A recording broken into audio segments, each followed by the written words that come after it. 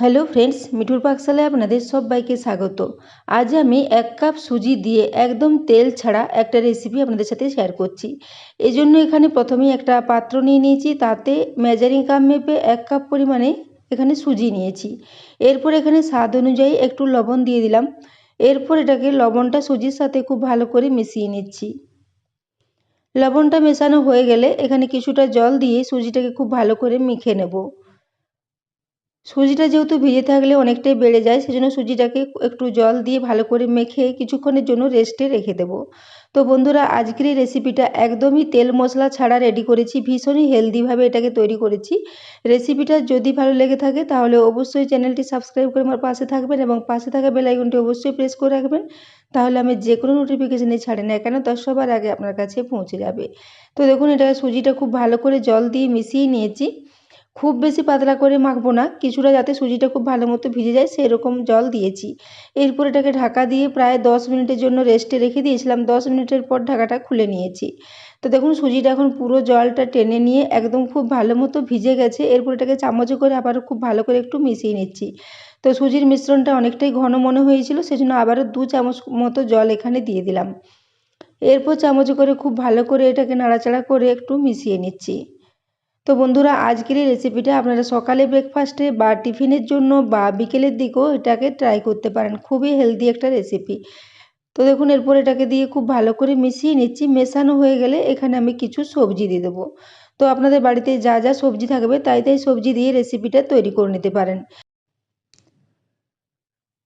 তো দেখুন, সুজির মিশ্রণটাকে চামচে করে ক্রমাগত নাড়াচাড়া করে খুব ভালো করে মিশিয়ে নিয়েছি। এরকম খুবই মিডিয়াম ঘনত্বের একটা ব্যাটার রেডি করে নিতে হবে। তো এখানে আমি কিছু সবজি নিয়ে নিয়েছি, তার মধ্যে এখানে অর্ধেকটা টমেটো ছোটো টুকরো করে কেটে নিয়েছি এবং টমেটোর বীজের অংশটা ফেলে দিয়েছি। এদিকে একটা ছোট ক্যাপসিকামের অর্ধেকটা ক্যাপসিকাম ছোটো টুকরো করে কেটে রেখেছিলাম, সেই ক্যাপসিকামের টুকরোটা দিয়ে দিয়েছি।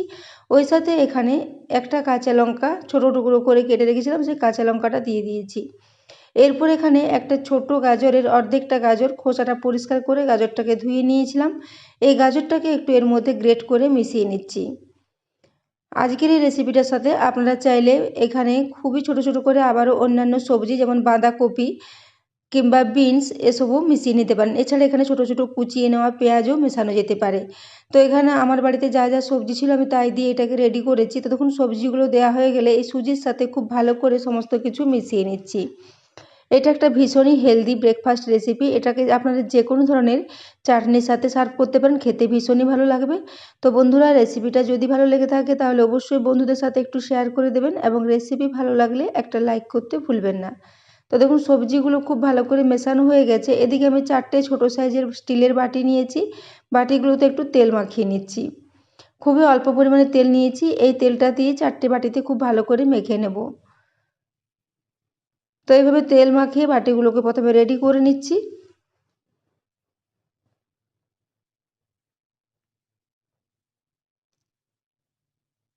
তো দেখুন, এইভাবে বাটিগুলোকে রেডি করে নিয়েছি। এরপরে সুজির মিশ্রণটাকে আবারও একবার খুব ভালো করে মিশিয়ে নিচ্ছি।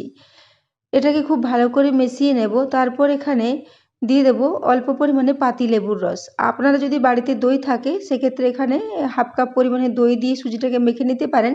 কিন্তু এখানে বাড়িতে দই যেহেতু ছিল না, সেহেতু আমি এখানে একটা পাতিলেবু অর্ধেকটা পরিমাণে পাতিলেবু নিয়েছি, তার রসটা একটু নিগড়ে এর সাথে দিয়ে দিচ্ছি। পাতিলেবুটার রসটা দেওয়া হয়ে গেলে এখানে দিয়ে দেবো একটু বেকিং সোডা। প্রায় 1/4 টিস্পুন পরিমাণে নিয়েছি বেকিং সোডা। বেকিং সোডাটাকে এর মধ্যে দিয়ে এর সাথে আবারও প্রায় 1 চামচ মতো জল দিয়ে দিলাম। তারপর ব্যাটারের সাথে খুব ভালো করে মিশিয়ে নিচ্ছি। খুব ভালো করে বেকিং সোডাটাকে মিশিয়ে নেব, সেজন্য ক্রমাগত খুব ভালো করে এটাকে নাড়াচাড়া করে নিচ্ছি।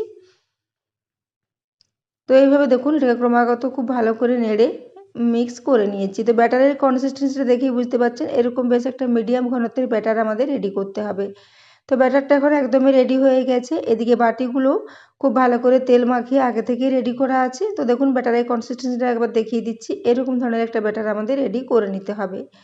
তো এরপর এখানে এই ব্যাটারটাকে আমি 4টে বাটিতে সমানভাবে নিয়ে নেব। তো সেজন্য বাটিগুলো এখানে নিয়ে নিয়েছি। এরপর ওই চামচে করে প্রত্যেকটা বাটিতে সমান সমান করে ব্যাটারটাকে দিয়ে দিচ্ছি। তো বন্ধুরা, এগুলোকে আপনারা যে কোনো ধরনের চাটনির সাথে সার্ভ করতে পারেন, খেতে ভীষণই ভালো লাগবে। এবং সবজিতে ভরা ভীষণই হেলদি একটা রেসিপি। আজকের এই রেসিপিটাতে আমি কোনো রকমের মশলার ব্যবহার করিনি, মশলা ছাড়াই এই রেসিপিটা দুর্দান্ত টেস্টি মতো রেডি হয়ে যাবে। এবং যেহেতু এটাকে যে কোনো চাটনির সাথে সার্ভ করব, সেজন্য চাটনির টেস্টের জন্য এটা খুবই ভালো লাগবে খেতে, সেজন্য এটাকে মশলা ছাড়াই এভাবে খুবই সহজ পদ্ধতিতে রেডি করা যাবে। বাড়িতে সুজি থাকলেই আর যে কোনো সবজি দিয়ে এইভাবে একটা হেলদি রেসিপি তৈরি হয়ে যায়। খুবই সহজ পদ্ধতির একটা রেসিপি। তো আজকের রেসিপিটা আপনাদের কেমন লেগেছে অবশ্যই কমেন্ট করে জানাবেন। তো দেখুন প্রত্যেকটা বাটিতে সম পরিমাণে ব্যাটার দিয়ে দিয়েছি। এরপর বাটিগুলোকে একটু কেটে সাজিয়ে নেব, ওপরটা যাতে সমান হয়ে যায়। তো চামচে করে প্রত্যেকটা বাটির ওপরটা একটু সাজিয়ে নিচ্ছি। এভাবে একটু ব্যাটারটাকে খুব ভালো করে চারিদিকে স্প্রেড করে দিচ্ছি, যাতে মাঝখানে কোনো ফাঁকা অংশ না থেকে যায়।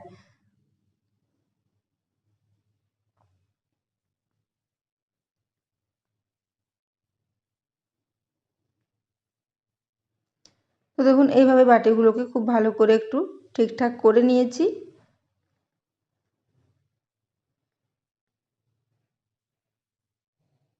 তো এইভাবে একটু বাটিগুলোকে রেডি করে নিয়ে এগুলোকে একটা গরম জলের মধ্যে দিয়ে দেবো। তো সেই জন্য আমি আগে থেকে একটা কড়াইয়ে প্রায় 1.5 কাপ পরিমাণে জল দিয়েছিলাম। জলটা খুব ভালো মতো গরম হয়ে গেছে। এর মধ্যে ওই পাতিলেবুর খোসাটাকে দিয়ে দিলাম, যাতে কড়ার গায়ে কোনো রকমের দাগ না হয়ে যায়।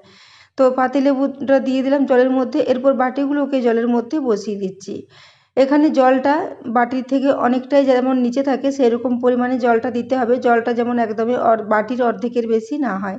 তো সেইভাবে এটাকে জলটা দিয়েছি। তারপর এটাকে ঢাকা দিয়ে একদম লো ফ্লেমে প্রায় 10 থেকে 12 মিনিটের জন্য রেখে দিয়েছিলাম। তো এখন আমি 12 মিনিট পর ঢাকাটা খুলে নিয়েছি।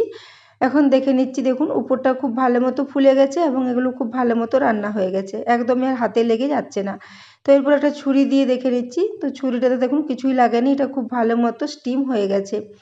এরপর এগুলোকে গ্যাস থেকে নামিয়ে নেব। তারপর কিছুক্ষণের জন্য এগুলোকে ঠান্ডা করে নেব। তো এই জন্য দেখুন এগুলোকে গ্যাস থেকে নামিয়ে নিচ্ছি।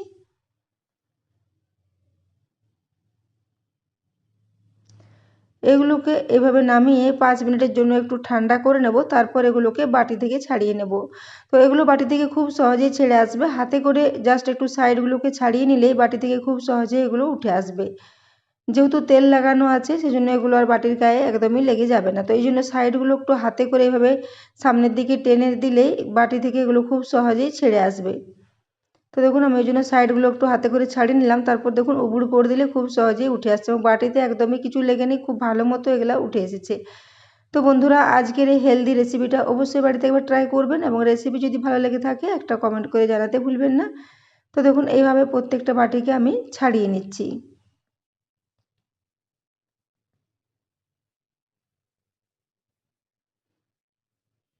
তো এরপর এগুলো ছাড়িয়ে নেওয়ার পর আপনারা চাইলে এগুলোকে সামান্য তেল দিয়ে বা একটু কারি পাতা বা ধনেপাতা কুচি দিয়ে এটাকে একটু ফ্রাই করে নিতে পারেন, তাহলে টেস্টটা আবারও ভালো হবে। কিন্তু এটাকে আমি ভীষণই হেলদিভাবে রেডি করেছি, তাই কোনো রকমের তেল মশলা ছাড়াই এটাকে এইভাবে রেডি করেছি।